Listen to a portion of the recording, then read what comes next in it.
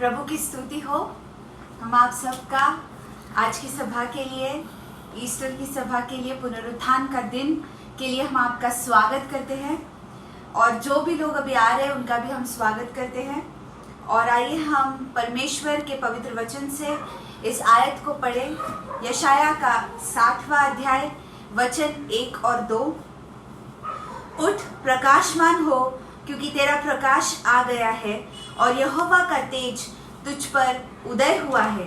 देख, पृथ्वी पर अंधियारा और जाति जाति के लोगों पर घोर अंधकार छा जाएगा, परंतु तुझ पर यहोवा उदय होगा और उसका तेज तुझ पर प्रकट होगा।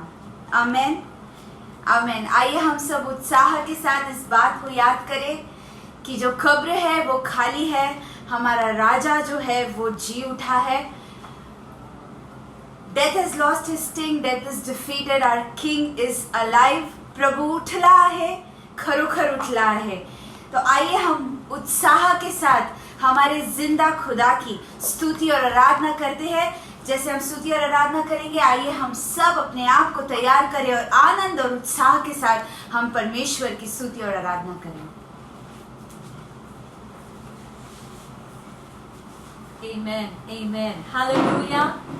खरोखर प्रभु उठला है, यीशु जीवित है, यीशु जी उठा है। और इसलिए आज हम बहुत हिम्मत के साथ और बहुत हमारे अंदर जो उत्साह है और कॉन्फिडेंस है, हम ये कह सकते हैं। क्यों पता है? क्योंकि उसकी कब्र खाली है। हालेलुया। और उसने स्वयं कहा है कि मैं तीसरे दिन उठूंगा, मैं जीवित होऊंगा। हालेलुया। और आपको पता है आज सब गिरजाघर बंद है, आज सब चर्चेस बंद है, लेकिन यीशु की जीवित कलीसिया जिंदा है। हालेलुया, आमेन। क्योंकि यीशु की कब्र भी खाली है, गिरजाघर खाली है, लेकिन यीशु की जीवित कलीसिया जिंदा है। हालेलुया। जो आप और हम अपने अपने घर पर हम उसकी आराधना करते हैं। इसलिए आइए हम उसका नाम ऊंचा उठाए, हम उसे कहे, प्रभु तेरा नाम है महान, प्रभु तेरी स्तुति में गाऊं। Hallelujah, hallelujah, hallelujah. Bless the Lord O my soul. O hallelujah. धन्यवाद, धन्यवाद, धन्यवाद यीशु, धन्यवाद, धन्यवाद। Amen. Bless the Lord. Hallelujah.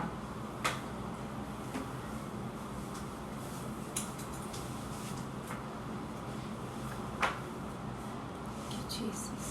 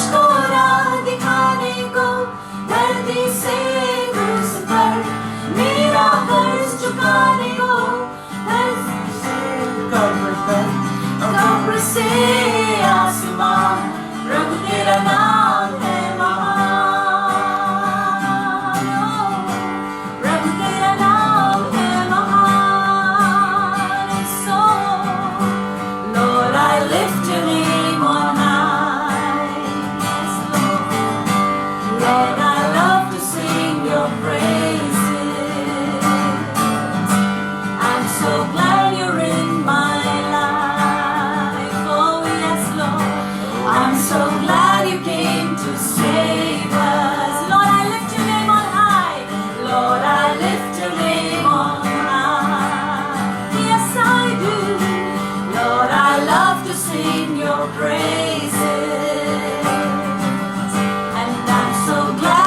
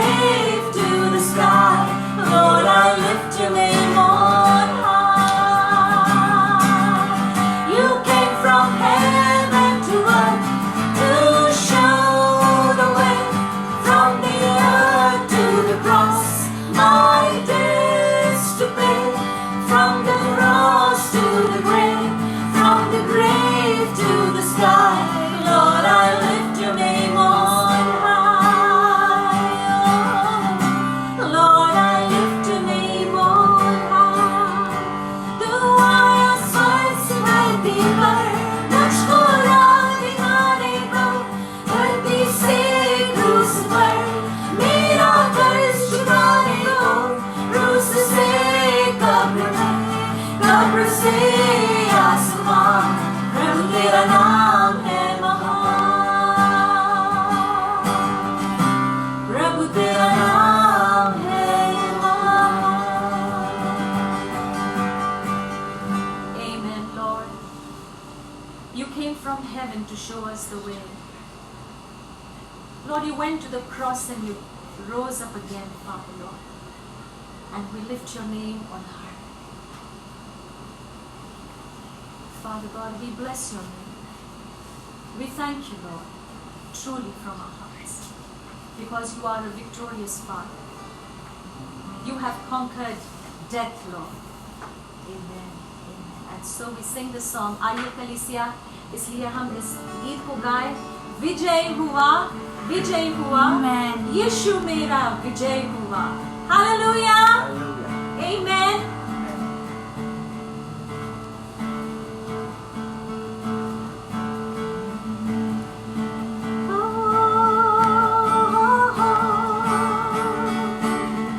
विजय हुआ, विजय हुआ, यीशु मेरा विजय हुआ, विजय हुआ, विजय हुआ, यीशु मेरा विजय हुआ, शैतान हरा हुआ, मेरा यीशु विजय हुआ, शैतान हरा हुआ, मेरा यीशु विजय हुआ। एक और बार हम गाएं, विजय हुआ, विजय हुआ, यीशु मेरा विजय हुआ, विजय हुआ, विजय हुआ, यीशु मेरा विजय हुआ, शैतान हरा हुआ, पर मेरा यीशु विजय हुआ, शैतान हरा हुआ, मेरा यीशु विजय हुआ।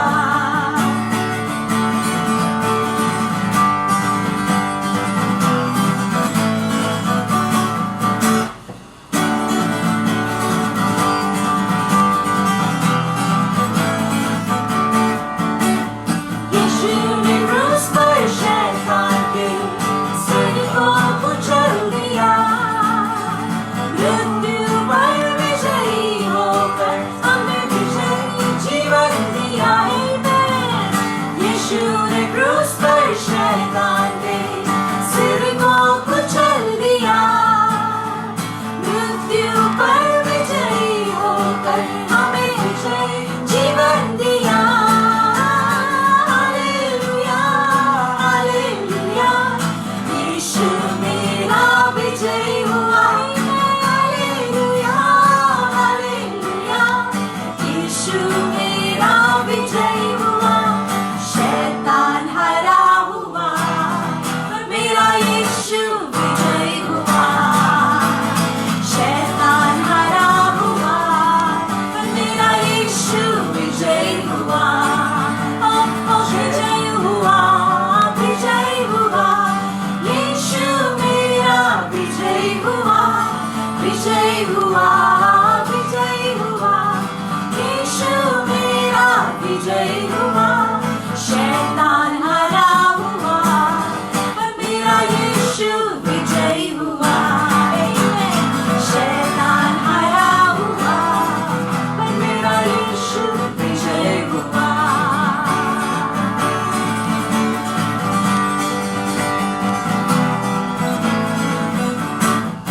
अब सुनो, शत्रु के हर शक्ति पर अधिकार मुझे मिला। एक और बार, शत्रु के हर शक्ति पर अधिकार मुझे मिला। यहोवा निस्सी हमारा, वो है विजय देने वाला। यहोवा निस्सी हमारा, वो है विजय देने वाला। हालेलुया, हालेलुया, यीशु मेरा विजय हुआ। हालेलुया, हालेलुया,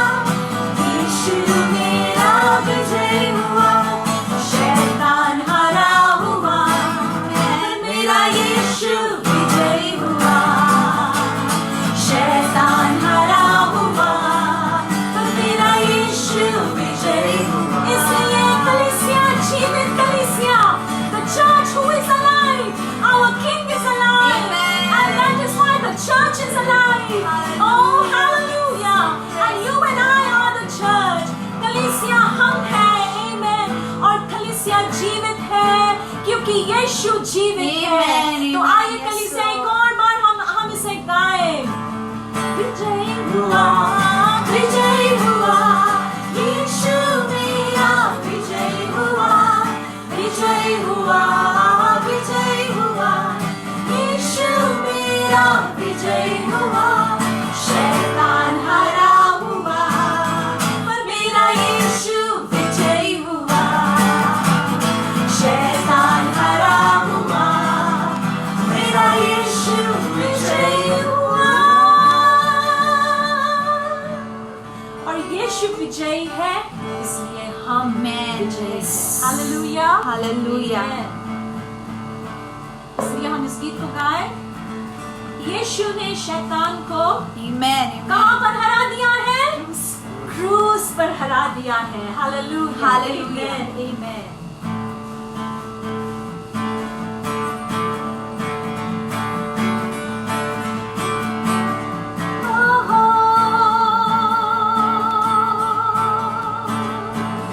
यीशु, यीशु, यीशु ने शैतान को क्रूस पर हराया है। हारा हुआ शैतान मेरे जूतों के नीचे है। यीशु ने शैतान को क्रूस पर हराया है और हारा हुआ शैतान मेरे जूतों के नीचे है। या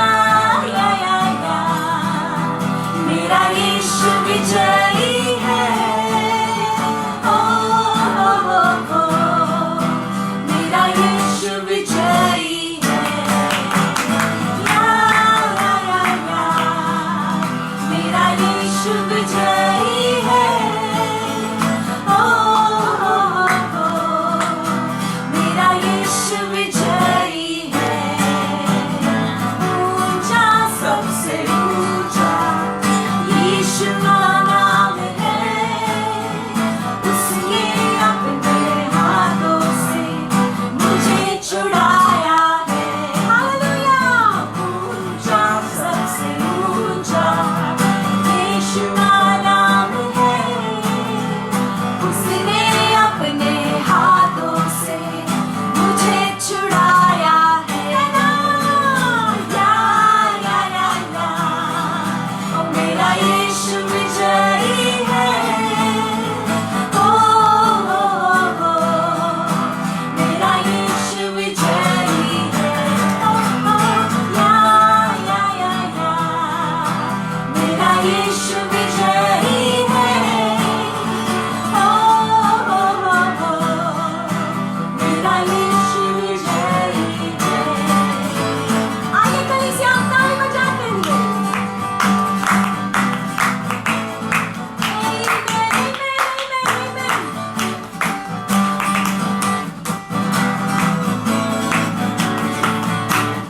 नीचा, सबसे नीचा शैतान का नाम है। मैंने उसके सर पर जूतों से मारा है। नीचा, सबसे नीचा शैतान का नाम है। यीशु के नाम से मैंने उसे जूतों से मारा है। ओ, मेरा यीशु विजयी है। मेरा यीशु विजयी है। विजयी है। मेरा यीशु विजयी है।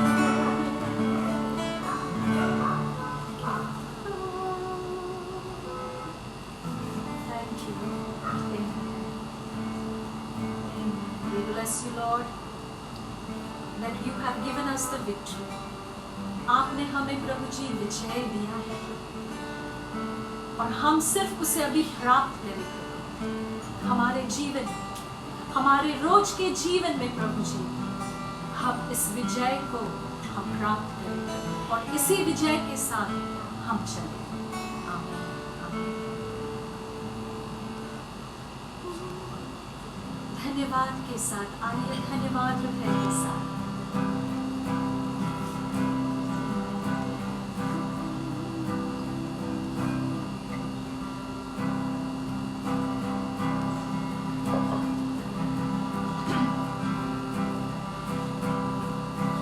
धन्यवाद के साथ स्तुति गाऊंगा, है यीशु मेरे खुदा। उपकार तेरे हैं बेशुमार, कोटि कोटि स्तुति धन्यवाद। धन्यवाद के साथ स्तुति गाऊंगा, यीशु मेरे खुदा। उपकार तेरे हैं बेशुमार, कोटि कोटि स्तुति धन्यवाद। तू है सच्चा जिंदा खुदा, है तुझ पर ही भरोसा मेरा।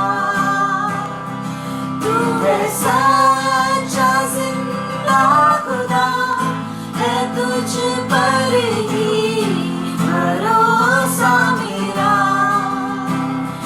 सेवा पूरी कर निभाऊंगी ना, प्रभु ऐसा लोग करना।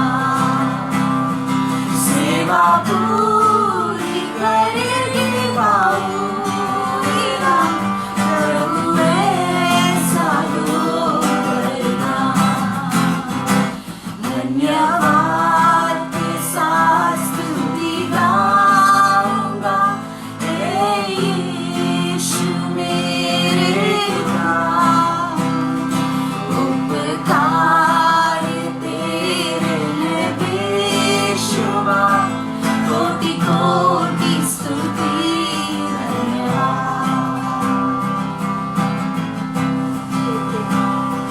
योग्यता से बढ़ के दिया है अपनी दया से तूने मुझे। योग्यता से बढ़ के दिया है अपनी दया से तूने मुझे। मांगने से ज्यादा मिला है मुझे, आभारी हूँ प्रभु मैं। मांगने से ज्यादा मिला है मुझे, आभारी हूँ प्रभु मैं। धन्यवाद के साथ स्तुति गाऊंगा, हे यीशु मेरे खुदा। उपकार तेरे हैं बेशुमार, कोटि कोटि स्तुति धन्यवाद। कोटि कोटि स्तुति धन्यवाद। Oh Lord, with a grateful heart, Lord, I come to your throne and I worship you. Amen. Amen.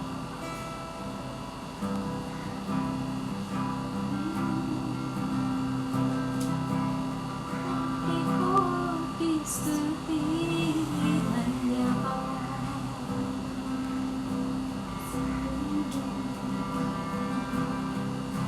तेरा लहू, तेरा लहू, तेरा लहू करता है पाप क्षमा।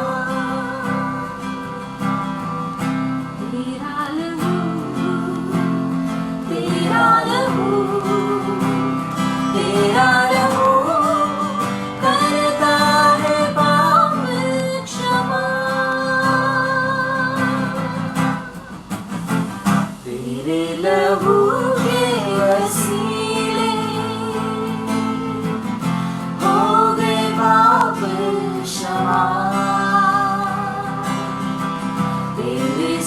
सलीब से यीशु पा गए रोगी शिफा। तेरी सलीब से यीशु पा गए रोगी शिफा। तेरा लहू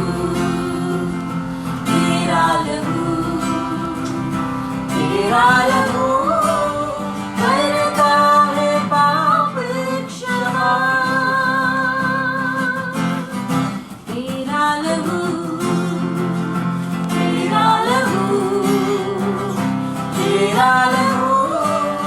करता है पाप क्षमा।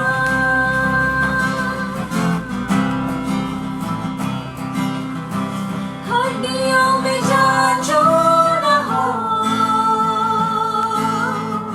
यीशु का खून मांगे। दर्द बयां जो न हो, यीशु का खून मांगे। दिल को सुकून जो न हो,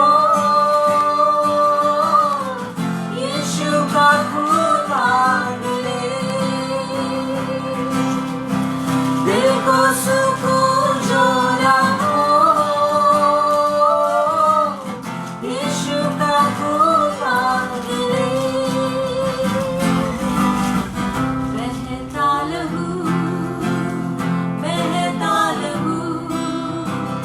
बहता लहू देता है हमको शिफा।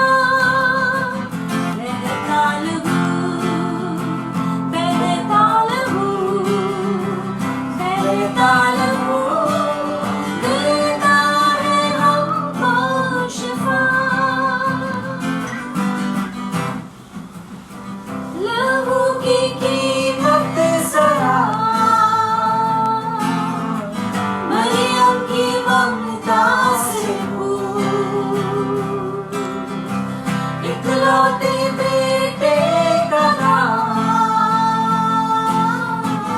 पाक यहोवा से पूछ। लहू की कीमत जरा, मरियम की ममता से पूछ। इकलौते बेटे का नाम, पाक यहोवा से पूछ।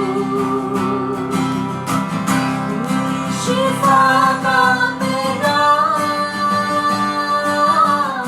कांटों से कोड़ों से दूर, पूरी शिफा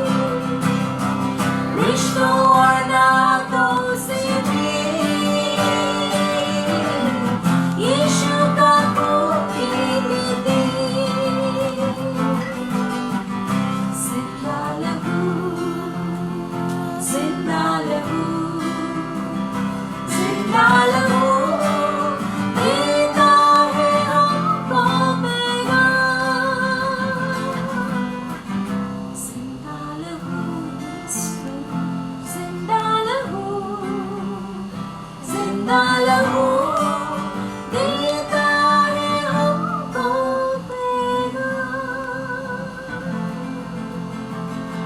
आमीन। आपका लहू हमें शिफा देता है। आपका लहू प्रभु जी हमें पैगाम देता है। आपका लहू प्रभु जी हमारे सारे पाप क्षमा करता है। आपका लहू प्रभु जी हमारे सारे बंधन को तोड़ता है। इसलिए आपने कहा है कि चिंता न कर, क्योंकि मैं तेरे साथ हूं। प्रभु आज इन दिनों में आप हमारे साथ हो। यदि आप हमारे साथ नहीं होते तो हम कहीं के भी नहीं। लेकिन प्रभु जी इन दिनों में जहां प्रभु जी डर, जहां पर एंग्विश और प्रभु जी डर प्रभु जी भरा हुआ है लोगों के बीच में, लेकिन प्रभु आपने हमें कहा है डरो मत, मैंने इस संसार को जीत लिया है। मैंने हर बीमारी को जीत लिया है प्रभु जी, और बीमारी तुम्हारे निकट नहीं आ पाई। इसलिए आइए हम वचन से ही इस गीत को हम गाएं। चिंता न कर, मैं तेरे साथ हूं।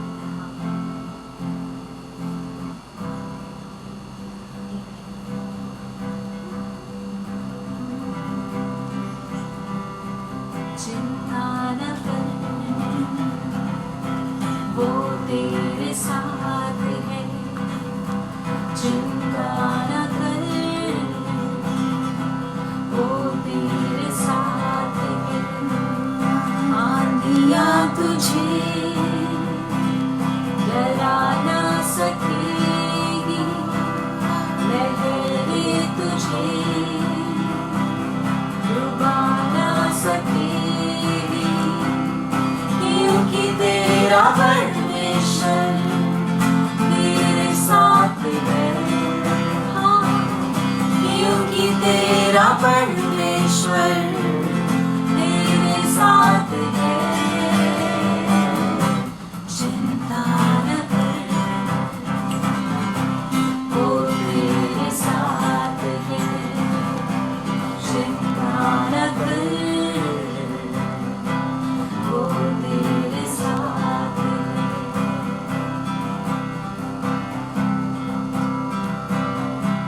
जीवन की राहों में हालात यूं होंगे, सूझेगा ना कुछ भी जब द्वार बंद होंगे।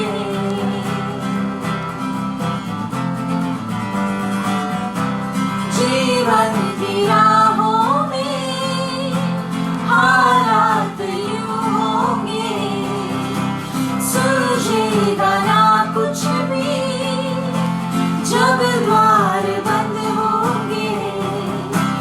फिर भी भरोसा तेरा यीशु पर रखना, मतलब कि इस दुनिया में यीशु है अपना। फिर भी भरोसा तेरा यीशु पर रखना, मतलब कि इस दुनिया में यीशु है अपना।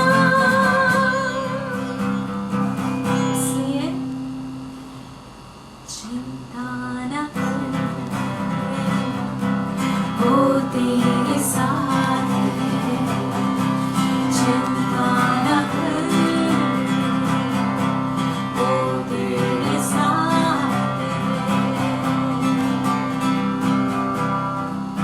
ओ यीशु, hallelujah.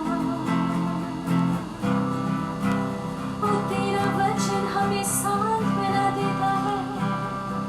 Oh, your word comforts us, Lord. For this is my comfort in my affliction. Your word has comforted me, O Lord. And that's why we sing.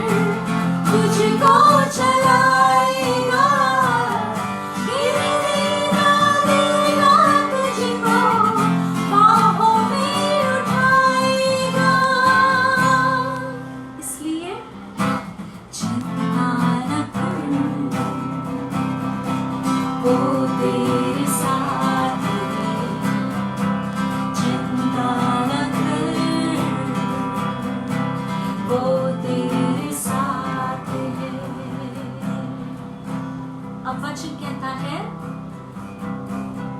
नजरें उठा कर दे उन पक्षियों को, ना तो वे बोते हैं ना काटते हैं वो। गौर करिए इस पर। नजरें उठा कर दे उन पक्षियों को, ना तो वे बोते हैं ना काटते हैं वो। स्वर्गीय पिता परमेश्वर तुमको क्यों न देगा, मांगो मसीह यीशु से तुमको मिलेगा। यदि उन पक्षियों को वो सब कुछ देता है, तो आज मसीह यीशु से आप मांगिए। आज यीशु मसीह ने उसका वचन आपके लिए खुला रखा है, सामने रखा है। आप मुझसे मांगो, मैं क्यों ना तुम्हें दूंगा। इसलिए कलीसिया, आज विश्वास के साथ हम मांगेंगे प्रभु, हमारे सिटी को, हमारे शहर को प्रभु, हमारे प्रभु जी हिंदुस्तान को, हमारे प्रभु जी इस संसार पर, इस पृथ्वी पर प्रभु जी, हम सब एक मांगते हैं, एक निष्ठा से, एक मन के साथ प्रभु। हमारी गवर्नमेंट भी हमें कहती है कि यीशु से तुम दुआ करो, तुम प्रार्थना करो कि ये कोरोना वायरस ये यहां से हट जाएगा। हालेलुया। और ये सिर्फ बुद्धि और बल से नहीं जाएगा, लेकिन ये स्तुति, आराधना और प्रार्थना से ही विश्वासी लोग ये हट जाएगा। आपकी सामर्थ्यशाली स्तुति, आपकी भक्तिमय आराधना और आपकी प्रार्थना ही सुनने से, हालेलुया, यीशु मसीह में वो ताकत है, ये कोरोना वायरस भी हट जाएगा। हालेलुया। सो कलीसिया, हे विश्वासी, हम सब एक मन, एक चित्त, एक निष्ठा के साथ हम हमारे पिता परमेश्वर से हम मांगेंगे। हालेलुया। क्योंकि उसके वचन में लिखा है, तुम मांगो और मैं तुम्हें दूंगा। एक पश्चातापी हृदय के साथ, एक नम्रता के साथ हम उसे मांगे तो वो जरूर सुनता है। हालेलुया। आमीन, आमीन। क्या एक बच्चा अपने पिता से ब्रेड मांगता है, रोटी मांगता है, तो क्या वो पत्थर देता है? तो यीशु मसीह से जब हम मांगते हैं तो वो क्यों ना हमें देगा, वो क्यों ना हमारी प्रार्थना सुनेगा। आमीन। कलीसिया, आप जहां पर भी हो, कहीं पर भी हो, आप हम एक निष्ठा के साथ, एक मन से हम इसे गाएं। हालेलुया। और आज प्रभु हमारी प्रार्थना सुन रहा है। आमीन, आमीन। मानवी नजरें उठा कर दे उन पक्षियों को, ना तो वे बोते हैं ना काटते हैं वो।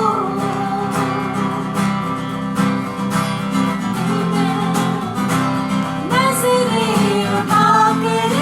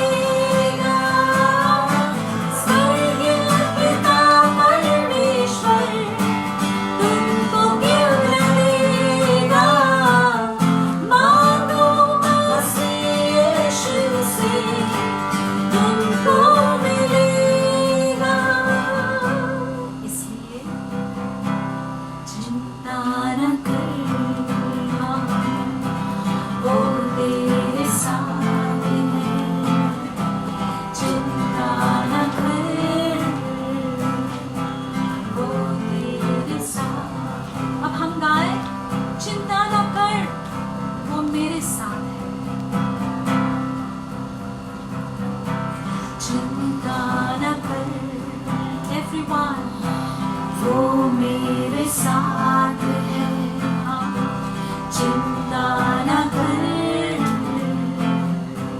वो मेरे साथ है। आंधियाँ मुझे डरा ना सकेगी और लहरें मुझे डुबा ना सकेगी। और बार आंधियाँ मुझे डरा ना सकेगी। Oh yes, लहरें मुझे डुबा ना सकेगी। क्योंकि मेरा परमेश्वर मेरे साथ है। हालेलुया, आमेन। क्योंकि मेरा परमेश्वर मेरे साथ है, चिंता न कर, वो मेरे साथ है, चिंता न कर, वो मेरे साथ है। Lord, your word says, heaven and earth shall pass away, but my word shall never pass away. Amen. And we believe in your word, which cannot be moved, which cannot be shaken, which is, Lord, as stable as a rock. Hallelujah. We thank you, Lord, for this time that we could open our hearts in worship, Lord, to you. We bless you. Lord, even as we listen to your word, Lord, open our eyes that we will see amazing things from your book. प्रभु, जैसे हम आपका वचन अभी सुनने जा रहे हैं प्रभु, इस अद्भुत और अनमोल वचन को सुनने के लिए प्रभु जी हमारे कानों को तू खोल दे प्रभु जी, हमारे आंखें तू खोल दे प्रभु जी, कि तेरा ये वचन हम समझ सके और हमारे रोज के जीवन में हम इसे व्यतीत करें। प्रभु यीशु मसीह के नाम से हम मांगते हैं, इसलिए सुन और कबूल कर पिता। आमेन, आमेन, आमेन। Amen. People of God, let's hear the word of God. Amen.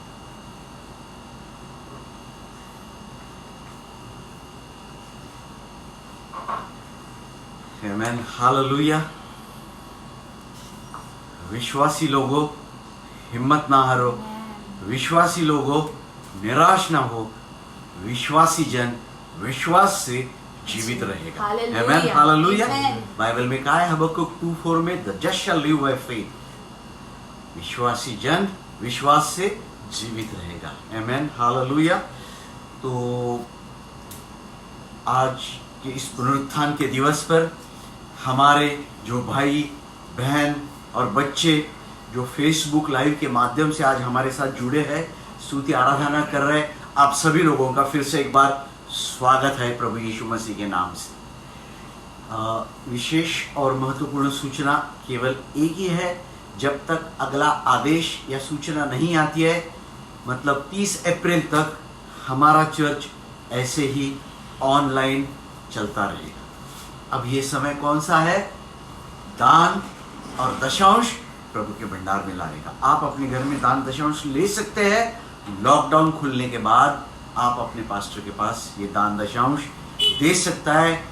आज का दिन कौन सा दिन है? आनंद का दिन है। हालेलुया। क्यों?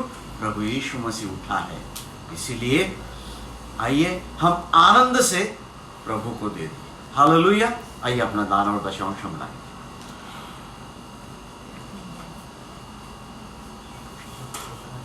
यीशु जिंदा हुआ, आओ सबसे कहें आमेन।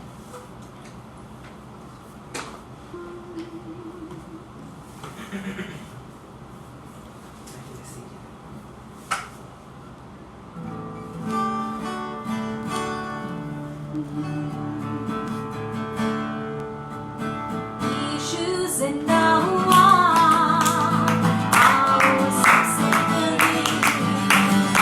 यीशु जिंदा हुआ,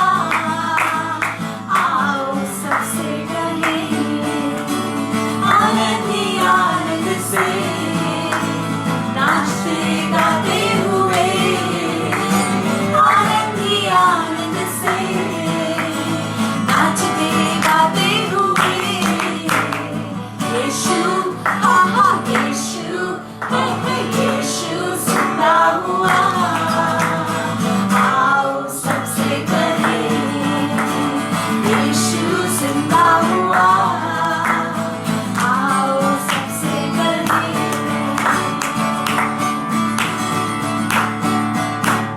दुनिया में आया, लहू बहाया, मरा मेरे लिए। दुनिया में आया, लहू बहाया, मरा मेरे लिए। तीसरे दिन जी उठा, शैतान पर विजय हुआ, बंधन को तोड़ दिया। तीसरे दिन जी उठा, शैतान पर विजय हुआ, बंधन को तोड़ दिया। इसलिए यीशु, यीशु, हो यीशु जिंदा हुआ, आओ सबसे कहें, यीशु जिंदा हुआ, आओ सबसे कहें। Amen. Hallelujah. Come.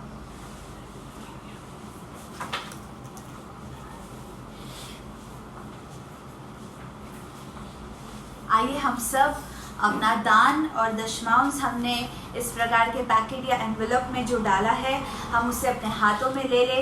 हम परमेश्वर से इस दान और दशमांश पर आशीष मांगेंगे। धन्यवाद पिता परमेश्वर, प्रभु हम आपको कोटि कोटि धन्यवाद देते हैं प्रभु इस समय के लिए। पिता परमेश्वर, प्रभु ये जो दान और दशमांश हमने आपके राज्य में लाया है पिता परमेश्वर, इसे आपके राज्य में बोने के लिए प्रभु जो ताकत प्रभु और जो काबिलियत प्रभु आपने ही हमें दी है, हम आपको ही धन्यवाद और धन्यवाद देते हैं पिता परमेश्वर। हम मांगते हैं कि प्रभु इस दान और दशमांश का प्रभु आपके राज्य के बढ़ोत के लिए इसका उपयोग हो पिता परमेश्वर।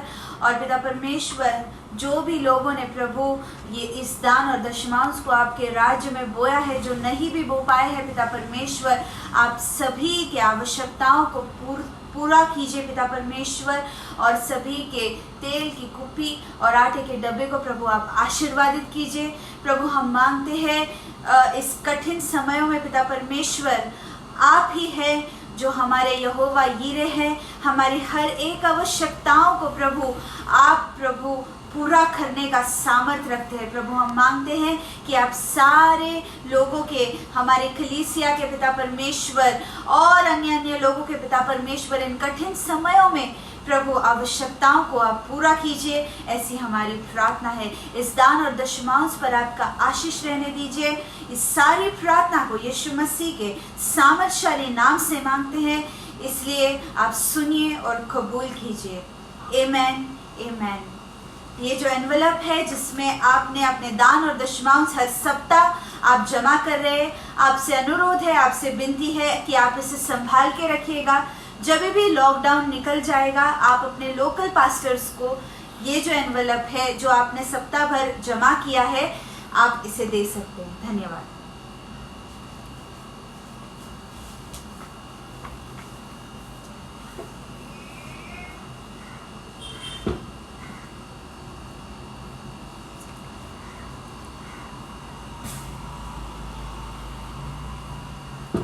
आमेन, हालेलुया।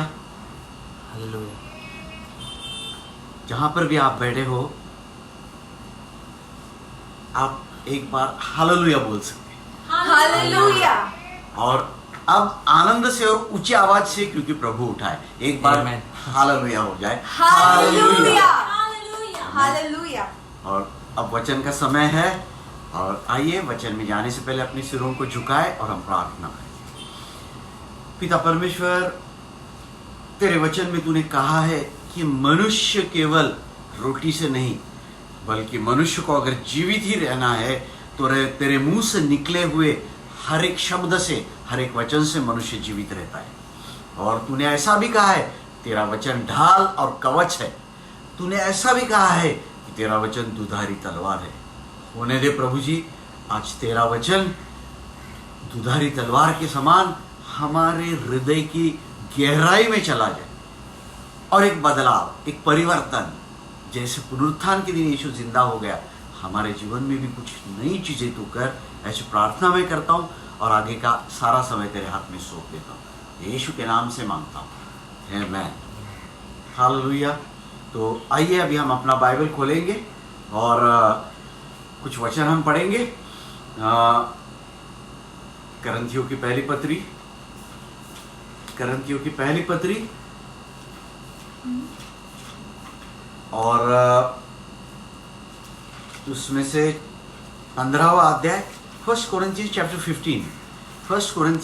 15 वर्सेस 14 to 23, 14 से लेके 23 तक हम वचन पढ़ेंगे। और यदि मसीह जिलाया नहीं गया तो हमारा प्रचार करना व्यर्थ है और तुम्हारा विश्वास भी व्यर्थ है। इससे भी बढ़कर हम परमेश्वर के झूठे गवाह ठहरते हैं, क्योंकि हमने परमेश्वर के विषय में यह साक्षी दी कि उसने मसीह को जिला उठाया। परंतु यदि मृतक वास्तव में जिलाए नहीं जाते तो उसने मसीह को भी नहीं जिलाया, क्योंकि यदि मृतक जिलाए नहीं जाते तो मसीह भी जिलाया नहीं गया है। और यदि मसीह नहीं जिलाया गया है तो तुम्हारा विश्वास व्यर्थ है। तुम अब तक अपने पापों में पड़े हो, तब तो वे भी जो मसीह में सो गए हैं नाश हो गए। यदि हमने केवल इसी जीवन में मसीह पर आशा रखी है तो हमारी दशा सब मनुष्यों से अधिक दयनीय है। पर अब मसीह तो मृतकों में से जिलाया गया है और जो सोए हुए हैं उनमें वह पहला फल है। क्योंकि जब एक मनुष्य के द्वारा मृत्यु आई तो एक ही मनुष्य के द्वारा मृतकों का पुनरुत्थान भी आया। जिस प्रकार आदम में सब मरते हैं उसी प्रकार मसीह में सब जिलाए जाएंगे। पर हर एक आमेन, हालेलुया, हालेलुया। एक 2000 साल पहले क्या हो गया उसका थोड़ा असली घटनाक्रम जो हकीकत है, वास्तविकता है, उसको मैं थोड़ा आपको समझा दूं। फिर आज हम चलेंगे अपनी वचन की तरफ। जब शुक्रवार को 2000 साल पहले प्रभु यीशु मसीह को क्रूस पर मार दिया गया था, उसके बाद 3 बजे दोपहर को यीशु मर गया, शाम को उसको कब्र में रखा गया और रविवार को सुबह जो शब्बात के बाद का हफ्ते का पहला दिन था, उस दिन मरिया मगदलीन और सलोमी और दूसरी मरिया बाजार में जाके उन्होंने जो सुगंधित द्रव्य थे यीशु के शरीर को लगाने के लिए मोल लिए, मतलब खरीद ली। और रविवार को सुबह वो चली, किधर चली? कब्र की तरफ, क्योंकि कब्र जो थी वो बंद थी, कब्र के ऊपर बड़ा पत्थर लगाया था। और ये तीनों बहनें जब जा रही थी तो रास्ते में वो सोच रही थी कि कब्र के ऊपर लगा हुआ पत्थर हमारे लिए कौन हटाएगा। जैसे वो रास्ते में सोच रही थी, वो बात कर रही थी, वो पहुंच गए वहां पर, तो वहां देखा तो कब्र का पत्थर ऑलरेडी लुढ़का हुआ था, निकाल दिया गया था वहां से। और वहां पर एक व्यक्ति सफेद कपड़े हुए पहना हुआ बैठा हुआ था और उसने कहा, मैं जानता हूं कि तुम नासरी यीशु उसको ढूंढने के लिए यहां पर आए हो, मगर जैसा उसने कहा था वो यहां पर नहीं है, वो जिंदा हो गया है। हालेलुया। और वो गलील में जा रहा है, तुम वहां जाओ, वो तुमको मिल जाएगा, पतरस को बताओ। तो ये बिल्कुल वास्तविकता है कि प्रभु यीशु मसीह जिंदा हो गए। और अभी हम देखेंगे कि ये जिंदा होना, इसको पुनरुत्थान कहते हैं। ये पुनरुत्थान क्या है और हमारे रोज के जीवन में इसका क्या संबंध लगता है? लोग साल में एक बार ईस्टर मनाते, पुनरुत्थान का दिवस मनाते, ऐसा नहीं है। दिन प्रतिदिन यीशु का मृतकों में से जी उठना आपके जीवन से संबंध रखता है। थोड़ा वचन की गहराई में जाकर हम जरा देखेंगे। सबसे पहली बात है, पुनरुत्थान जो है तो कितने पुनरुत्थान है और पुनरुत्थान है क्या, ये हम समझने की कोशिश करेंगे। यूहन्ना की किताब 5वां अध्याय 28 और 29 वचन में 2 किस्म के पुनरुत्थान बताए। पहला पुनरुत्थान है जीवन का पुनरुत्थान और दूसरा पुनरुत्थान है दंड का पुनरुत्थान। यूहन्ना की किताब 5वां अध्याय, जॉन चैप्टर 5 वर्सेस 28 एंड 29। इस पर आश्चर्य न करो इस पर आश्चर्य न करो क्योंकि समय आ रहा है, क्योंकि समय आ रहा है जबकि वे सब जो कब्रों में हैं उसकी आवाज सुनकर निकल आएंगे। जिन्होंने सत्कर्म किए हैं जीवन के पुनरुत्थान के लिए, जिन्होंने कुकर्म किए हैं दंड के पुनरुत्थान के लिए। एकदम स्पष्ट रीति से यहाँ पर कहा गया है, दो पुनरुत्थान है। एक जो अच्छे काम किए हैं, जो धार्मिक है, उनका पुनरुत्थान। कौन सा है वो? जीवन का पुनरुत्थान। और जो पापी लोग हैं, जिन्होंने गड़बड़ की है जिंदगी भर, उनका पुनरुत्थान है। कौन सा पुनरुत्थान है? दंड का पुनरुत्थान है। मैं केवल इतना आपको बताना चाहूंगा, ये जो जीवन का पुनरुत्थान है, इसको बाइबल में पहला पुनरुत्थान कहा गया है, और जो दंड का पुनरुत्थान है, उसको बाइबल में दूसरा पुनरुत्थान कहा गया है। और दोनों के बीच में 1000 साल का अंतर है। अगर आपको समझ रहा है ठीक है, नहीं समझ रहा है तो भी पुनरुत्थान क्या है, इतना अगर भी आप समझ जाएंगे तो बहुत है। तो ये पुनरुत्थान है क्या? सबसे पहली महत्वपूर्ण बात है, जैसा बाइबल में कहा गया है 1 थेस्सलोनियन 5:23, थेस्सलोनियों की पहली पत्री 5वां अध्याय और 23वें वचन में ऐसा लिखा है कि एक मनुष्य के 3 भाग होते हैं, और आमतौर पर जैसा लोग कहते हैं वैसा नहीं है। लोग क्या कहते हैं? शरीर, प्राण और आत्मा। ऐसा नहीं है, बाइबल में इसके बराबर उल्टा लिखा गया है। 3 जो भाग है हमारे, आइए हम पढ़े उसको।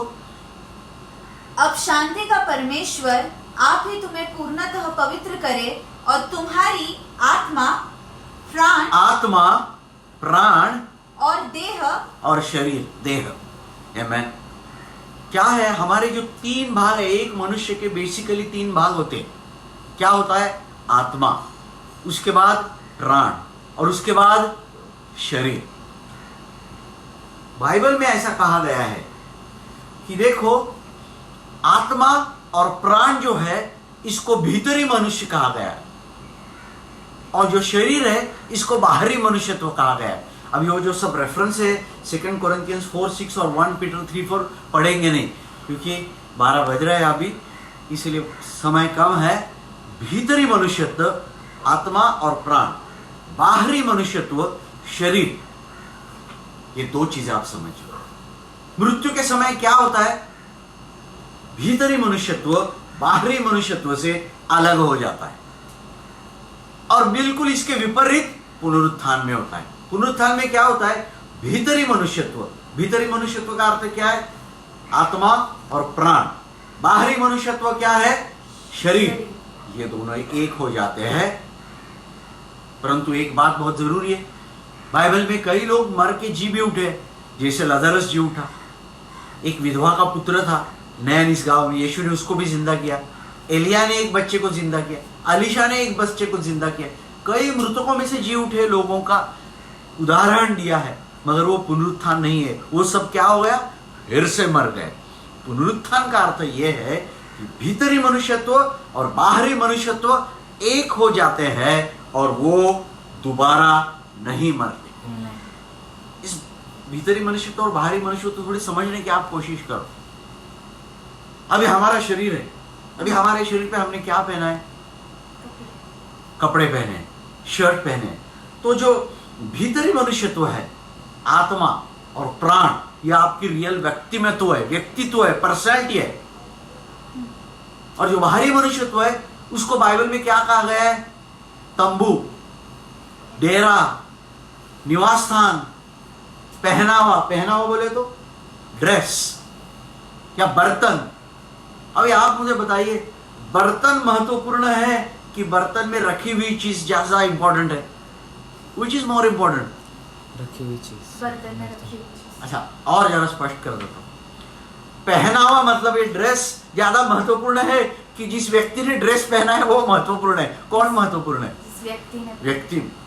ये तंबू है या घर है? घर महत्वपूर्ण है कि घर में रहने वाला व्यक्ति महत्वपूर्ण है? घर में रहने वाला व्यक्ति। Of course that goes without saying. कौन महत्वपूर्ण है? वैसे बाहरी मनुष्यत्व से हमारा भीतरी मनुष्यत्व, इनर मैन जिसको कहा जाता है, वो अत्यंत महत्वपूर्ण है। और वो कभी मरता नहीं, वो कभी कब्र में जाता नहीं। अगर हम मर भी गए तो वो स्वर्ग में चला जाता है। Amen, hallelujah. तो पुनरुत्थान में ही भीतरी और बाहरी मनुष्यत्व दोनों एक हो जाते हैं, दोबारा फिर से मरते नहीं। आमेन, हालेलुया। तो ये जो पुनरुत्थान का दिवस है, प्रभु यीशु मसीह, जैसा मैंने अभी पढ़ा, अगर आपको याद है शुक्रवार के दिन हमने इस पर मनन किया था। जिस दिन प्रभु यीशु मसीह मर गए, रादर जो टाइम पर दोपहर के 3 बजे, तब क्या हो गया था? एक बड़ा भूकंप हो गया। आपको याद होगा, मैंने आपको बताया क्या हो गया? भूकंप। भूकंप बोले तो अर्थक्वेक या भूईडोल, जो भी आप बोलो, भूकंप हो गया। और बाइबल में कहा है कब्रें खुल गई और कई लोग जिनकी लाशें अंदर पड़ी थी उठ के बाहर आ गए और उस यरूशलेम में घूम रहे थे। मगर मैं आपको याद दिलाना चाहता हूं, मृतकों में से जी उठने वाला मसीह सर्वप्रथम है। क्या लिखा है बाइबल में कि जब मसीह स्वर्ग में गया, उसके बाद ये लोग जो यरूशलेम में घूम रहे हैं, उसके बाद वो गए। तो 2 दिन घूमते रहे। यीशु के पहले शुक्रवार को स्वर्ग में गए क्या? नहीं। तो ये जो है मसीह, जिसको कहा गया है, अभी हमने पढ़ा, पहला फल मसीह, जो फर्स्ट करंथियों की पहली पत्री में ये जो वचन है, 20वां वचन हम पढ़ेंगे। थोड़ा उधर क्लैरिफिकेशन करने की आवश्यकता है। 1 Corinthians 1:20। नहीं, 1 Corinthians chapter 15 verse 20 चाहे तो मैं, परंतु सचमुच मसीह मुर्दे में से जी उठा है और जो सो गए हैं उनमें वह पहला फल हुआ। थोड़ा सा करेक्शन कीजिए, पहला फल नहीं है। अगर आप अंग्रेजी बाइबल पढ़ोगे तो एकदम क्लैरिटी है। क्राइस्ट द फर्स्ट फ्रूट्स कहा गया है। फ्रूट्स का अर्थ प्लूरैलिटी है, अनेक वचन। पहला फल नहीं, करेक्शन कीजिए, पहले फल। मतलब पुराने नियम में अगर आप पढ़ोगे तो पुराने नियम में जो पहला फल हम मसीह को अर्पण करते थे वो हमेशा एक से अधिक होता था। जैसे फॉर एग्जाम्पल एक गुच्छा, एक से अधिक, या जो भी आप देंगे एक से अधिक, पहला फल नहीं, ये पहले फल है। तो सबसे पहली बात, यीशु मसीह सर्वप्रथम मृतकों में से जी उठने वाला, मतलब पुनरुत्थान होने वाला पहला व्यक्ति है।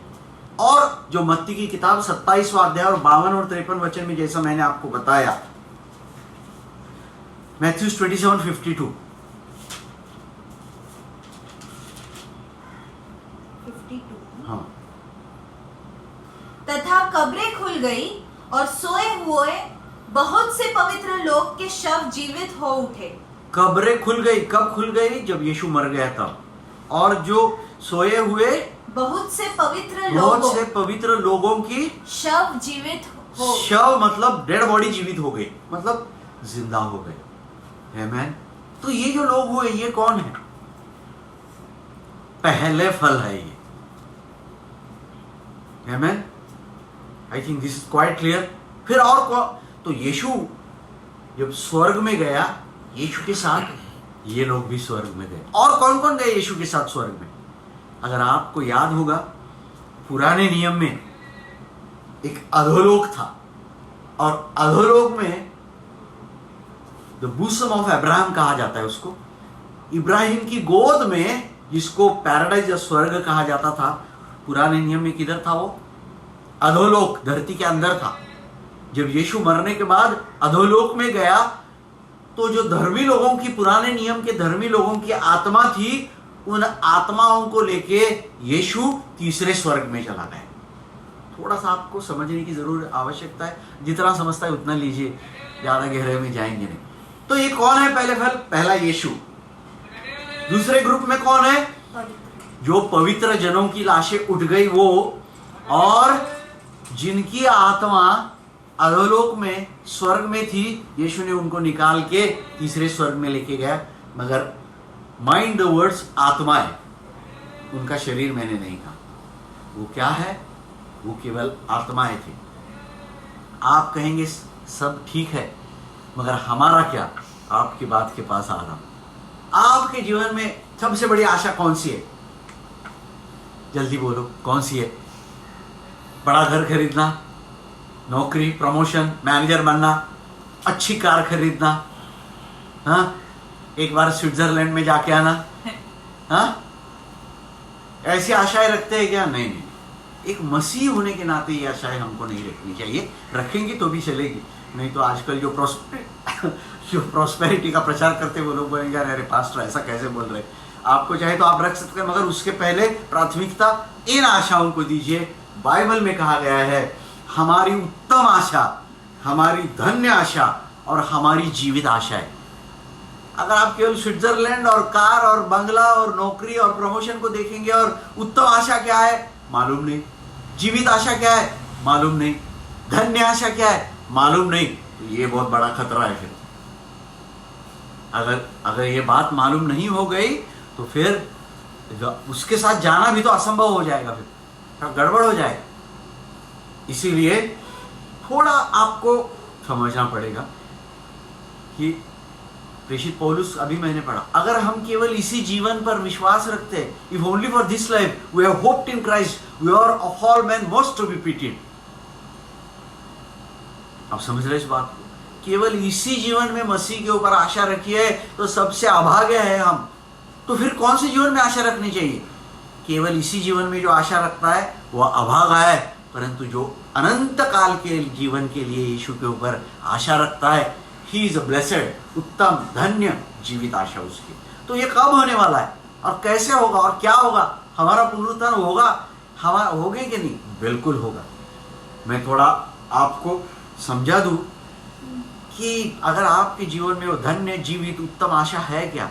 आप किस चीज के इंतजार में बैठे हैं क्या? जब कोरोना का डर लगता है तो क्या लगता है आपको? अरे कई विश्वासी लोगों के फोन पे भी मैं सुनता हूँ, अरे यीशु कब आ रहा है पास्टर? क्यों? कोरोना से तो बच जाएंगे, बादलों पर मेरा यीशु आने वाला है। Amen, hallelujah.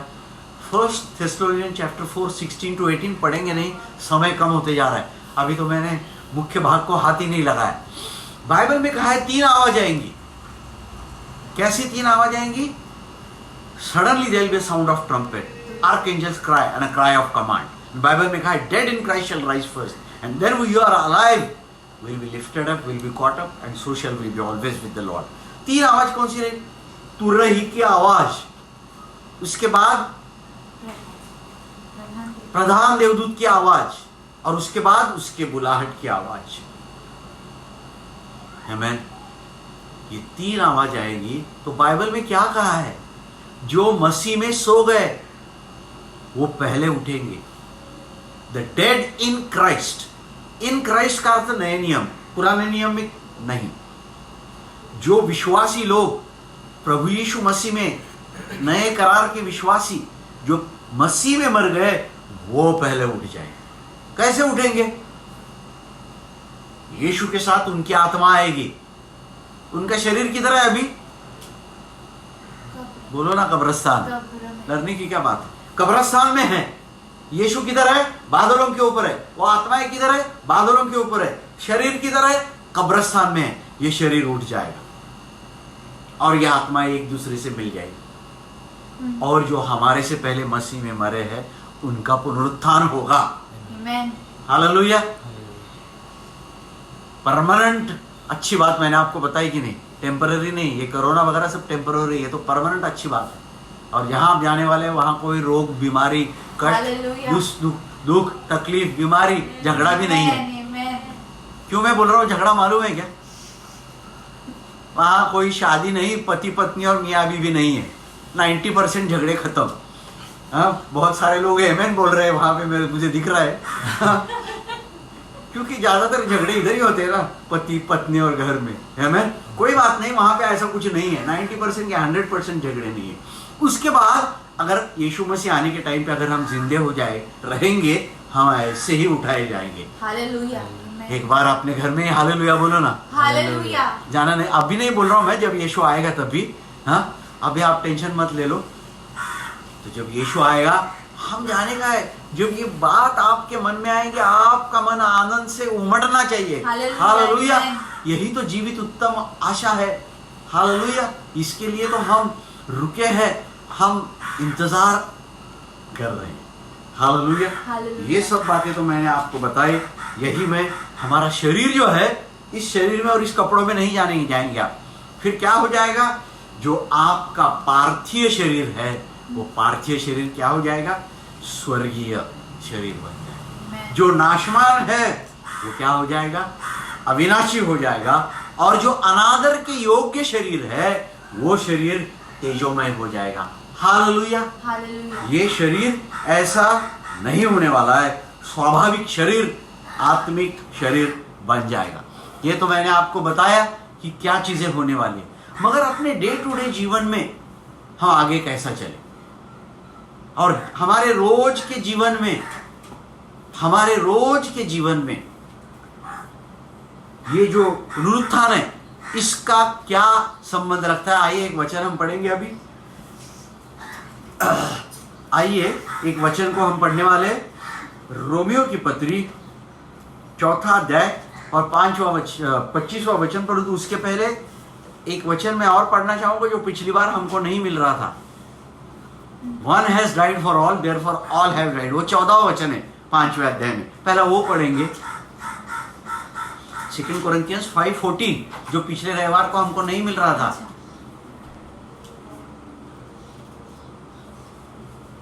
पिछले शुक्रवार को मिल गया क्या? हाँ, 5:14। हाँ, क्योंकि महिमा मसीह का प्रेम हमें विवश करता है, जिससे यह निष्कर्ष निकलता है एक मिनट, कि जब एक सब के लिए मरा तो सब मर गए। जब एक सब के लिए मर गया तो सभी मर गए। सब मर गए। ये पिछले बार थोड़ा क्लियर नहीं हुआ था, तो मैंने स्पष्ट कर दिया कि एक मर गया उसका अर्थ सब मर गए। आमीन। आप कहां पर थे? प्रभु यीशु मसीह में थी। मैंने पिछले बार आपको एक उदाहरण दिया था, एक कागज का टुकड़ा मैंने लिया था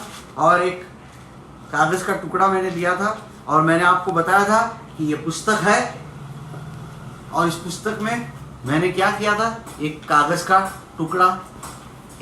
टुकड़ा मुझे दे दो। हाँ बस, एक कागज का टुकड़ा था। मैंने आपको बताया ये पुस्तक है, और ये कागज के टुकड़े को मैंने किस में रखा? पुस्तक में। अभी समझो मैं पुणे जाता हूं, ये नोटबुक को लेके, नोटबुक पुणे जाती है, कागज किधर जाता है? पुणे जाता है। अगर इसको पानी में डालूं नोटबुक को, कागज किधर जाता है? नोटबुक के साथ, ये किताब के साथ पानी में जाता है। हाथ डाल के पानी में से उसको निकालूं, किताब को निकाला, कागज किधर आया? वो भी पानी के बाहर आया। क्यों? क्योंकि किताब के साथ जो होता है वो इस कागज के टुकड़े के साथ होता है, क्योंकि ये कागज का टुकड़ा इस किताब में है। वैसे यीशु मर गया, हम यीशु में थे। अभी आप मुझे बताइए, आप यीशु में थे, यीशु मर गया। जब आप यीशु उठेगा तो आपका क्या होगा? जब यीशु उठ जाएगा तो आपका क्या होगा? ये किताब मर गई थी, ये किताब फिर से जिंदा हो गई। ये किताब ये अंदर है, इसका क्या होगा? ये भी जिंदा हो जाए। बोलो ना, ये भी जिंदा हो ये भी जाए। जिंदा हो जाए। तो यीशु मसीह के साथ One has died for all, therefore all have died। और अगर एक व्यक्ति जिंदा होता है तो उसके साथ आप भी जिंदे हो गए। कैसे मालूम? बाइबल में लिखा है। कहाँ लिखा है? कलसियों की पत्री 3 अध्याय 1 वचन। इसलिए यदि तुम मसीह के साथ जीवित किए गए हो तो उन वस्तुओं की खोज में लगे रहो जो स्वर्ग की है। बस, जो स्वर्ग की है। हालेलुया। हमारा ध्यान, अगर बाइबल में लिखा है अगर तुम जीवित हो गए। कौन जीवित हो गया? विश्वासी नहीं है, असली सच्चे विश्वासी। अगर तुम जीवित हो गए तो क्या करो? अपना ध्यान, set your affections on the things that are above. अपना ध्यान स्वर्ग की वस्तुओं के ऊपर लगाओ। कहाँ की वस्तुओं के ऊपर मत लगाओ? पृथ्वी पर की वस्तुओं के। पृथ्वी पर क्या होता है? कौन सी चीजों से हमारा ध्यान हटना चाहिए? बोलो जल्दी बोलो, टाइम कम है। दिल, हाँ बराबर आप बोल रहे, दिल, दोस्ती, दुनियादारी और दौलत, जो भी है, इन चीजों से अपने आप को निकालो, क्योंकि तुम मसीह के साथ जीवित किए गए हो। Amen. हालेलुया। Hallelujah. अगर आप मर भी गए, अभी सब वचन में नहीं पढ़ूंगा, if you are planted in the likeness of his death, अगर हम मृत्यु के सदृश हुए हैं तो उसके पुनरुत्थान के सदृश भी हम हुए हैं, रोमियो की पत्री में कहा है। पर थोड़ा डे टू डे लाइफ में आपको शांति कैसे मिलेगी, थोड़ा मैं आपको बता दूं। अभी 12:15 तो हो ही गए हैं और वचन तो अभी 3/4 बाकी है, फिर भी मैं आपको बताता हूं। एक वचन हम पढ़ेंगे, आइए रोमियो की पत्री 4 अध्याय 25वां वचन। वह हमारे अपराधों के कारण पकड़वाया गया और हमारे धर्मी ठहराए जाने के लिए जिलाया भी गया। वहां धर्मी लिखा है, एक और अच्छा हिंदी बाइबल मेरे पास है, उसमें लिखा है हमारे धार्मिक ठहराए जाने के लिए, क्योंकि लोग धार्मिक इस शब्द को जानते हैं। धार्मिक बोले तो जिसका नया जन्म हुआ है, ये उसके पीछे मतलब है। और जो पाप और कुकर्म करते हैं वो नहीं धार्मिक। आप समझ गए? तो फिर से उस वचन को हम पढ़ेंगे, वो हमारे पापों के लिए, वह हमारे अपराधों के और पापों के लिए पकड़वाया गया और हमारे धार्मिक ठहराए जाने के लिए जिलाया गया। अभी आप बोलेंगे कि हमारा धार्मिक ठहराया जाना और प्रभु यीशु मसीह का उठना, इससे क्या संबंध है? और ये धार्मिक ठहराया जाना है भी तो क्या? दो ही चीजें देख के हम बंद करेंगे, जो बचा हुआ वचन है और जो गुड फ्राइडे का बचा हुआ वचन है, अगले रविवार को हम देखेंगे। क्यों? मैं हमेशा बोलता हूं, थोड़ा बोला सब सुना और ज्यादा बोला कुछ नहीं। एक्चुअली जो कहावत है उसमें बोला है, ज्यादा बोला कोई भी नहीं सुना या गधा सुना। पर सभी लोग इस वचन को अच्छी रीति से सुने कि धार्मिक ठहराया जाना और यीशु का उठना, इसका क्या संबंध है? यस, इन एवरी वे, और बहुत संबंध है। सबसे पहली बात है कि ये धार्मिक ठहराया जाना, जिसको अंग्रेजी में जस्टिफिकेशन कहा जाता है। What is justification and how it is related to resurrection, ये दो चीजें आप समझ जाएंगे ना, आपकी जिंदगी में जो आपको अशांति है ना, जो अंदर तकलीफ, मुसीबत, कभी कभी पुराने पाप अंदर आ जाते और बोलते तूने ये किया है, तूने वो किया है।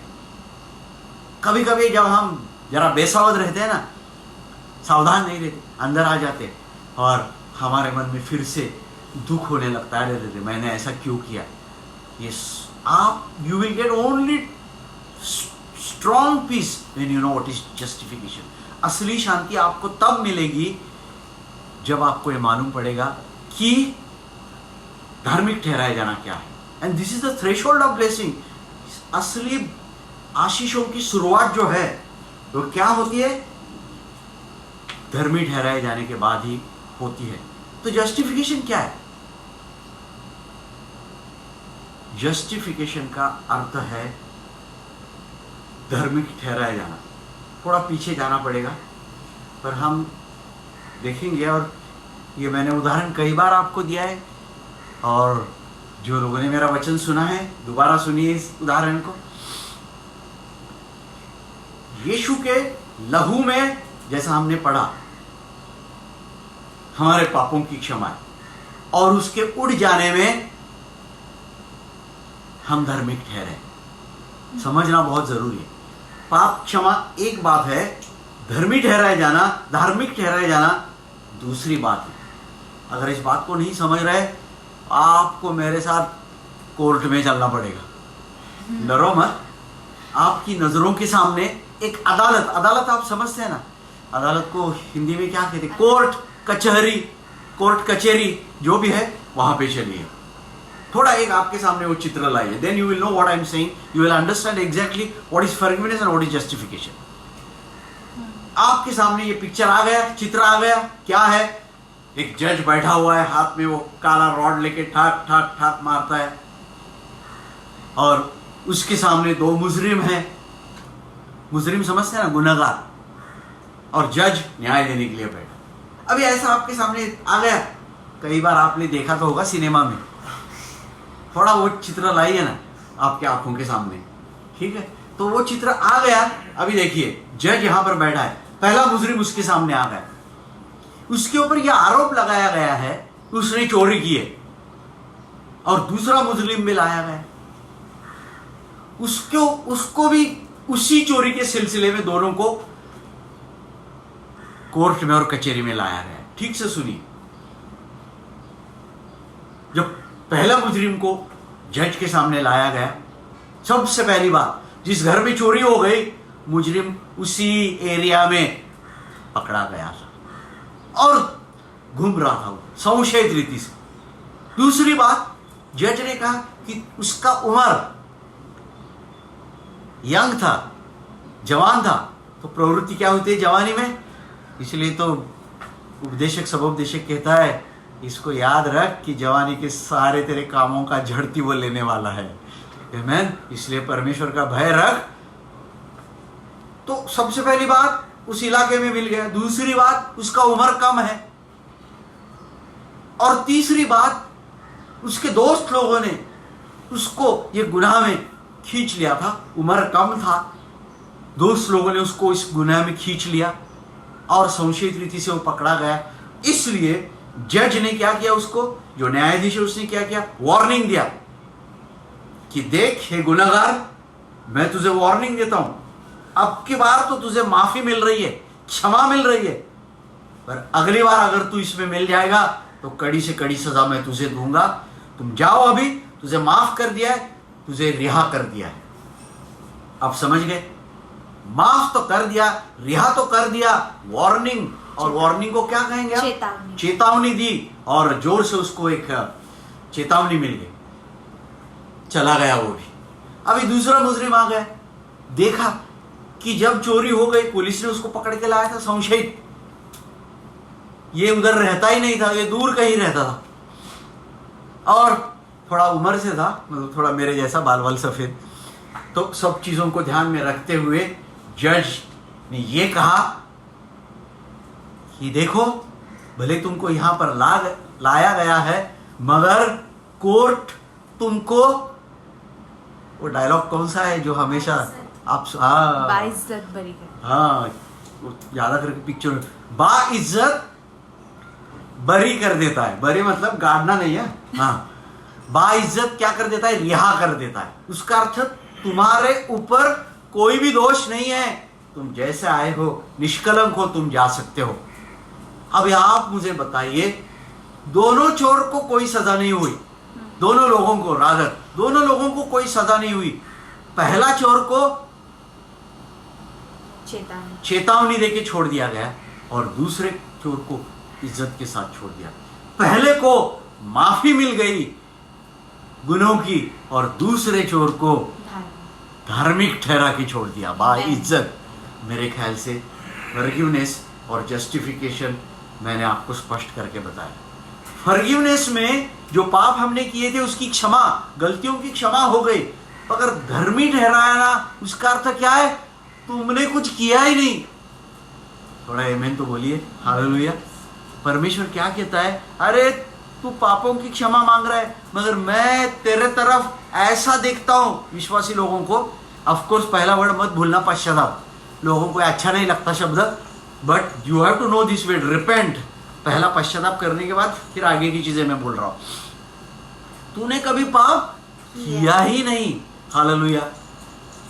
अभी आप मुझे बोलिए, केवल पाप क्षमा मिल गई, अरे मैंने गड़बड़ तो की, मगर परमेश्वर कहता है कि तूने कुछ किया ही नहीं, तो किस चीज से ज्यादा शांति मिलेगी आपको? कि तूने कुछ किया ही नहीं। है, मैं तूने कुछ किया ही नहीं, इस चीज से ज्यादा शांति। इसलिए मैंने क्या बोला, you can not have solid peace unless until you know what is justification. जब तक आप धार्मिक ठहराया जाना समझेंगे नहीं, आप इसको समझेंगे नहीं।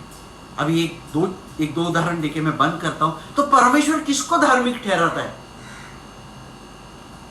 इधर तो मैंने आपको बताया कि वो बूढ़े आदमी ने तो कुछ किया नहीं था, बाइज्जत बरी कर दिया।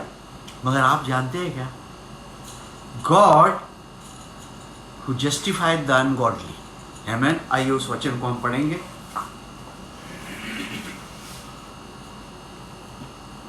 रोमियो की पत्री 4 अध्याय 5वां वचन।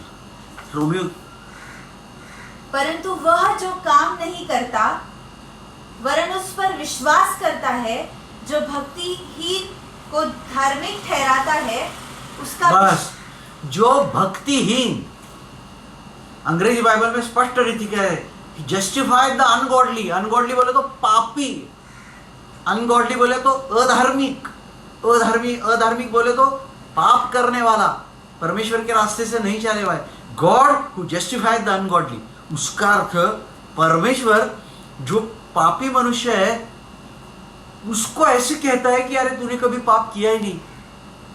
आप बोलेंगे आप ये क्या बोल रहे हैं, ऐसा किधर लिखा है बाइबल में? जी हाँ, बाइबल में लिखा है। लूका की किताब 18वां अध्याय 14वां वचन पढ़ेंगे, जरा निकाल के रखो, मैं आपको बता दूं। लूक चैप्टर 18 में ऐसा लिखा है कि 2 आदमी मंदिर में प्रार्थना करने के लिए गए। एक कौन था? फरीसी था। फरीसी बोले तो एकदम अच्छे काम कर रहे। वो बोला कि दोनों आदमी मंदिर में है, वो चुंगी लेने वाला दूसरा था, कर लेने वाला। ये फरीसी आदमी परमेश्वर को प्रार्थना कर रहा है और वो बोल रहा है कि मैं उस चुंगी लेने वाले के समान अन्यायी नहीं हूं, मैं हफ्ते में 2 बार उपवास करता हूं, मैं कोई गड़बड़, पाप, अन्याय, व्यभिचार, अधर्म ऐसे कोई काम नहीं करता हूं, इसलिए मैं तेरे नाम को धन्यवाद देता हूं। और दूसरे आदमी अंदर जाने के लिए डर रहा है, स्वर्ग की तरफ देखने को कांप रहा है वो, और वो बोल रहा है कि हे परमेश्वर, मुझ पापी के ऊपर तू दया कर। एक फरीसी कड़क और एक चुंगी लेने वाला, मतलब चोर के समान समझो, भ्रष्ट। आपको क्या लगता है परमेश्वर किसको धार्मिक ठहराता है? वो वचन ही हम पढ़ेंगे 18-14। मैं तुमसे कहता हूं कि यह मनुष्य धार्मिक ठहराया जाकर अपने घर गया, न कि वह दूसरा मनुष्य। यह मनुष्य वो गड़बड़ करने वाला, चुंगी लेने वाला, कर लेने वाला, भ्रष्ट आदमी, चोरी करने वाला, ये मनुष्य धर्मी ठहरा के अपने घर गया। और जो फरीसी था, हफ्ते में 2 बार उपवास करता था। हाँ, आप भी नहीं करते हो क्या हफ्ते में 2 बार उपवास? हाँ, साल में 1 बार ना, गुड फ्राइडे। मैं जानता हूं, चलेगा, कोई बात नहीं। हाँ, और हफ्ते में 2 बार दान दशांश देने वाले, मतलब हमारे से लगता है काफी ऊपर है, दान दशांश भी दे रहा था, और कोई अन्याय, भ्रष्ट काम, व्यभिचार नहीं कर रहा। फिर भी परमेश्वर ने इस आदमी को धार्मिक ठहराया, और वो आदमी क्या हो गया? चले गया। परमेश्वर की कृपा कितनी अपरंपार है, इसको समझो आप। जस्टिफाइड द अनगॉडली, गड़बड़ करने वाले आदमी को भी परमेश्वर ऐसे आशीष दे सकता है जो आप इमेजिन, कल्पना नहीं कर सकते। अभी लास्ट पॉइंट पे मैं आता हूं। आप बोलेंगे आपने सब बताया, 12:30 बज गए, मैं समझता हूं 5 मिनट में बंद करता हूं। तो ये पुनरुत्थान और हमारा जो धार्मिक ठहराना, इसका क्या संबंध है? अभी फिर मैं आपको कोर्ट में ले चलता हूं, चलो मेरे साथ अदालत। आप बोलेंगे आज इतना अच्छा दिन है और पास्टर कोर्ट में लेके जा रहे हैं, घड़ी घड़ी बोलते चलो अदालत, चलो कोर्ट और कचहरी। नहीं, आप चलेंगे तो अच्छी रीति से आप समझेंगे, क्योंकि मैं आपको समझा दूं। समझो कि मेरे हाथ से कुछ गुनाह और अपराध हो गया, पुलिस ने मुझे पकड़ लिया, कोर्ट में लेके गए, समझो। हाँ, और मेरे ऊपर बहुत बड़ा फाइन लग गया उधर ही, और वो फाइन का अर्थ है दंड, और दंड के पैसे भरने के लिए मेरी जेब में पैसे नहीं है। मुजरिम हूं, गुनाह किया हूं, गड़बड़ हो गई, कोर्ट में खड़ा हूं, जज बोल रहा है पैसे भरो नहीं तो जेल में जाओ, और हाथ में डालता हूं पैसे नहीं है, और सामने क्या दिखता है? जेल दिख रहा है। अभी मैं सोच रहा हूं मैं क्या करूं, अभी मैं क्या करूं? उतने में मेरा एक मित्र, मेरा एक दोस्त, मेरा एक फ्रेंड वहां पर पहुंच जाता है और वो कोर्ट में कहता है कि मैं ये जो फाइन है, दंड, ये दंड भरने की पूरी जिम्मेदारी मेरी, मैं इनके बदले में यहां पर खड़ा रहता हूं, पूरी जिम्मेदारी, पूरा जो भी रिस्पॉन्सिबिलिटी है फाइन भरने का, दंड भरने का, मेरी। फिर वहां पर पुलिस रहते, पुलिस देखते दो खड़े हैं और जब ये आदमी बोलता है, मेरा दोस्त बोलता है कि मैंने जिम्मेदारी ली है, इनको जाने दो, मैं पैसे भरूंगा, तो पुलिस बोलते हैं मुझे ठीक है आप निकल जाओ। मैं कोर्ट से निकल के बाहर आ गया, अभी मेरे बदले में अंदर किसको पकड़ के रखा है? आपके दोस्त, मेरे दोस्त को, मेरे मित्र को। वो उधर खड़ा है, अब मैं बाहर हूं, मैं कोर्ट के बाहर अप एंड डाउन चल रहा हूं एंशियस होके, बड़ी चिंता में। अभी हमने गाना गाया चिंता न कर, परंतु मैं यहां चिंता में आगे पीछे घूम रहा हूं। क्यों? क्योंकि मैं तो बाहर खड़ा हूं मगर मेरा दोस्त तो अंदर है, पैसे नहीं आए तो क्या हो जाएगा? मेरा दोस्त जेल में जाएगा। इसलिए मैं बड़ी चिंता में आगे पीछे मैं घूम रहा हूं, अरे क्या करे क्या करे। उतने में मैसेंजर बोले तो संदेशवाहक, एक दूत आ जाता है, देवदूत नहीं है, दूत मैंने कहा, हाँ, संदेशवाहक क्या करता है? आ जाता है। मैं देखता हूं उस आदमी को और वो सीधा अंदर चले जाता है कोर्ट में। और कुछ देर के बाद मेरा जो दोस्त है, मेरा मित्र है, वो बाहर आता है और मुझे मिलता है और मैं खुश हो जाता हूं, मेरे दिल में तसल्ली हो जाती। क्यों? मेरा दोस्त जो मेरे बदले में अंदर था वो बाहर आ गया। उसका अर्थ क्या हो गया? पूरा पेमेंट, पूरे पैसे, पूरे अपराध की सजा पेमेंट कर दिया, तो अभी तो उसको पुलिस और कोर्ट ने छोड़ा।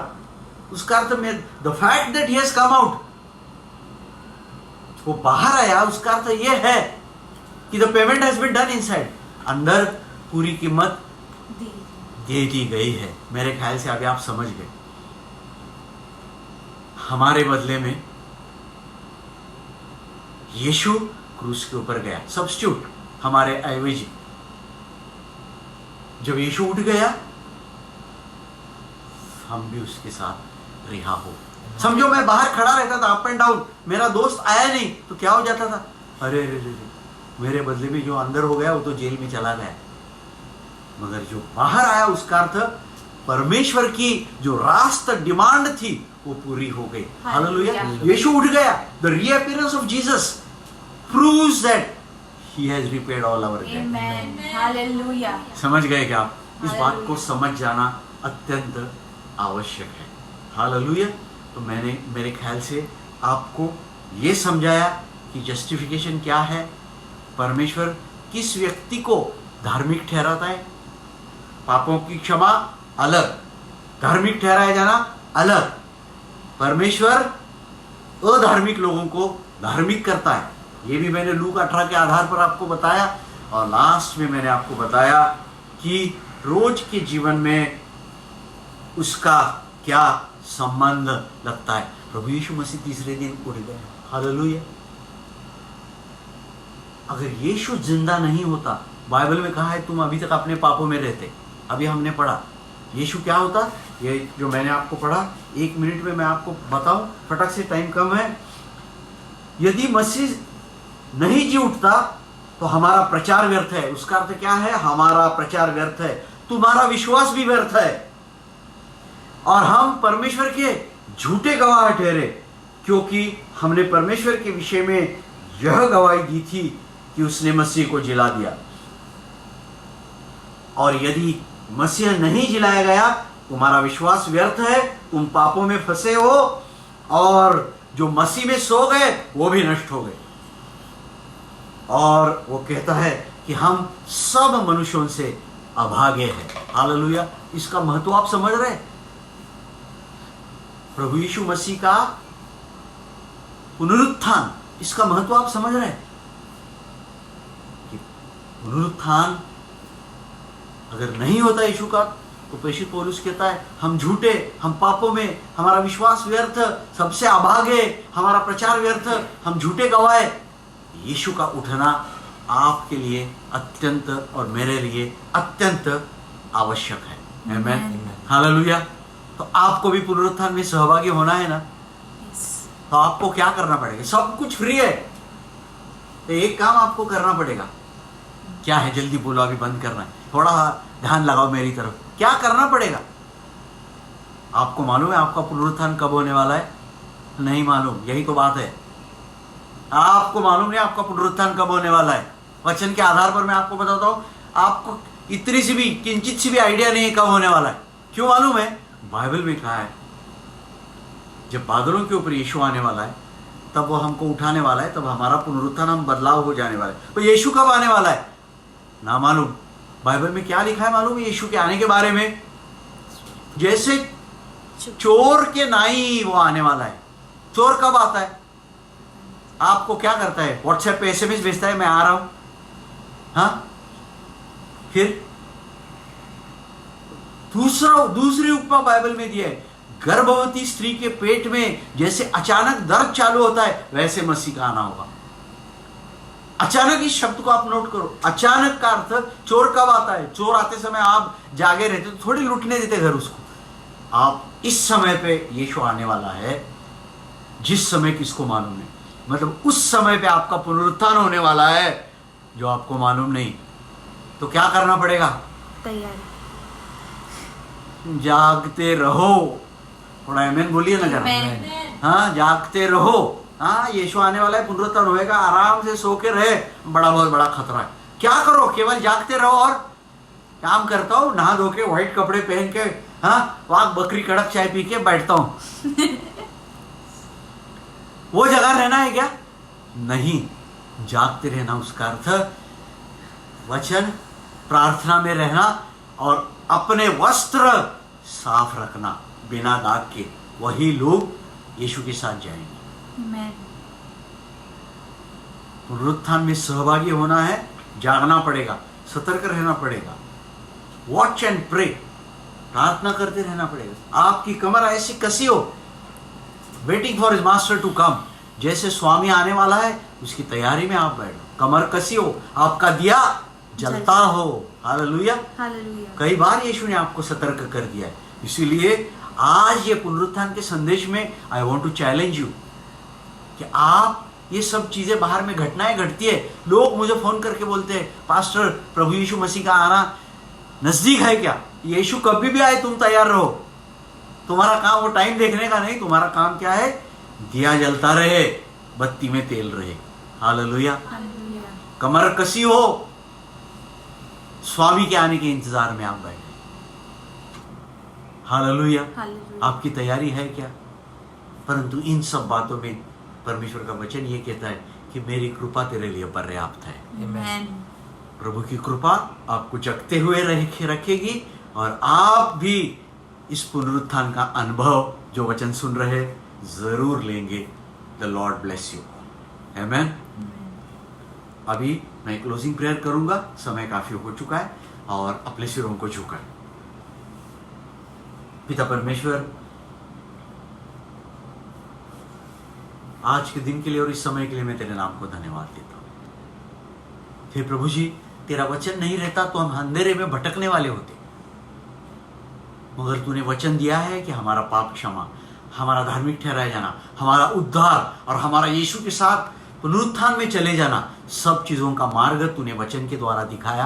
तेरे नाम को मैं धन्यवाद देता हूं। मेरी विशेष प्रार्थना है प्रभु, मैं और मेरे जो विश्वासी लोग, जो हम सभी विश्वासी लोग जहां पर भी हो, चाहे मुंबई में हो, चाहे पुणे में हो, चाहे महाराष्ट्र में, चाहे हिंदुस्तान में, चाहे जग भर में कहां भी हो, प्रभु पुनरुत्थान के लिए उनका दिया जलता रहे, उनके दीपक में तेल रहे प्रभु जी। और प्रभु हमेशा प्रार्थना वचन में लगे रहे और अपने वस्त्र को बिना दाग के साफ रखे।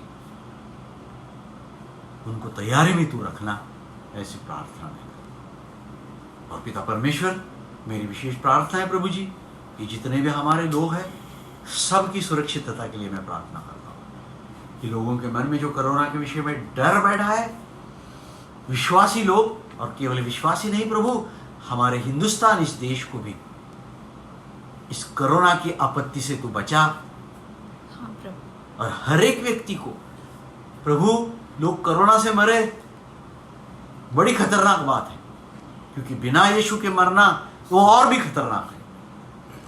एक बार कोरोना से मरे तो चलेगा, पर बिना यीशु के मरे अनंत काल के लिए आग में चले जाएंगे प्रभु। इसलिए हर एक व्यक्ति यीशु को जाने, ऐसी मेरी प्रार्थना है, और कोरोना से उनको बचा, क्योंकि तेरा वचन कहता है विश्वासी लोगों हिम्मत ना हारो, और विश्वासी लोगों निराश नहीं हो, क्योंकि विश्वासी जन विश्वास से जीवित रहेगा। हर एक व्यक्ति को इस वचन के द्वारा शक्ति तू दे, ऐसी प्रार्थना मैं करता हूँ प्रभु।